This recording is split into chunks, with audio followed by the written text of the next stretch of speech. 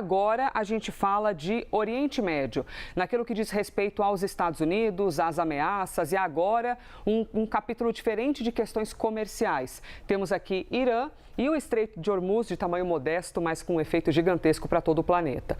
O Irã rebateu a ameaça de Donald Trump e disse que as medidas econômicas anunciadas pelos Estados Unidos só trarão mais derrota para eles. Trump prometeu punir, inclusive, qualquer um que ajudar os iranianos. Vamos entender essa história deste novo capítulo do conflito que se alonga já há meses? Priscila Yazbek é quem está ao vivo com a gente de Nova York, ao vivo dos Estados Unidos. Yazbek, bem-vinda. Oi, Elisa, bom dia a você, a todos que nos acompanham. O chanceler iraniano Abbas Araghchi descartou as ameaças feitas pelos Estados Unidos de derrotar economicamente o Irã e ele disse que o chamado dia D econômico é uma manobra de distração da própria crise dos Estados Unidos, falando sobre a dívida sem precedentes e os custos dos juros em disparada. E ele disse ainda que insistir em políticas fracassadas só vai trazer mais derrotas e a hostilidade dos iranianos e disse ainda que o terrorismo econômico dos Estados Unidos ameaça a economia global e a soberania mundial. Lembrando que nessa quarta-feira, o Departamento do Tesouro americano divulgou o relatório da dívida pública dos Estados Unidos, que chegou a 40 trilhões de dólares, um recorde anual, e essa é a referência, então, que faz o chanceler iraniano. Também o vice-ministro de Relações Exteriores do Irã disse que as decisões dos Estados Unidos se baseiam em cálculos equivocados e disse que sempre que os Estados Unidos tentam encobrir um erro de cálculo, eles acabam preparando o terreno para um fracasso ainda maior e disse ainda que a guerra não produziu os resultados desejados pelos Estados Unidos e agora eles deram um novo nome ao seu próprio fracasso, guerra econômica, foi o que disse então o vice-ministro de Relações Exteriores do Irã. E agora há pouco, Elisa, também a Guarda Revolucionária do Irã ameaçou usar armas mais destrutivas caso a guerra seja retomada depois de Trump falar sobre essas medidas econômicas. O que disse o presidente dos Estados Unidos nessa publicação que foi feita ontem à noite? Ele falou que ninguém deu ao Irã uma oportunidade tão grande quanto ele, que tragicamente eles não quiseram concordar em fazer um acordo e por isso ele estava anunciando a mais devastadora operação econômica já adotada contra qualquer país e Trump disse que será uma guerra econômica e um isolamento em uma escala sem precedentes. Ele também falou que qualquer país que permita que suas instituições financeiras, empresas, entidades governamentais forneçam qualquer tipo de ajuda ao Irã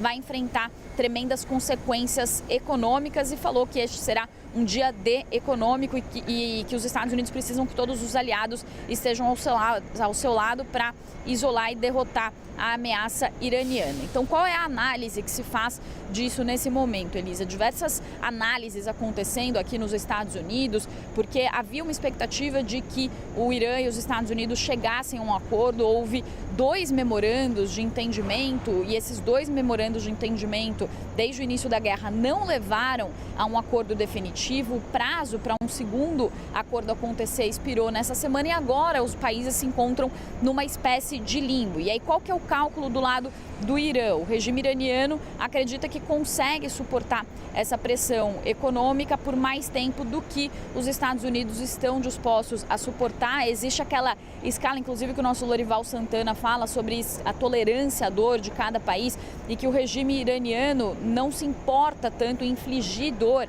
à sua população quanto aqui nos Estados Unidos os governantes se importam, já que isso pode levar a uma derrota, por exemplo, nas eleições. Por isso, o Irã aposta que tem mais tempo para suportar essa pressão econômica do que os Estados Unidos, que também estão enfrentando uma pressão econômica por causa da guerra. Então, eles acreditam também que Trump não vai querer retomar uma guerra em larga escala, porque isso vai pressionar ainda mais o preço do petróleo, que já saltou de 60 para 87 dólares do ano passado até agora, uma alta de quase 50%, e isso vem prejudicando, inclusive explicando o aumento dos custos aqui nos Estados Unidos. Já do lado dos Estados Unidos, eles estão apostando que, já que militarmente não houve um avanço ou uma derrota do regime iraniano, eles vão tentar aumentar drasticamente justamente a pressão econômica. Trump falou sobre essas consequências tremendas. O secretário do Tesouro também falou que nunca foram vistas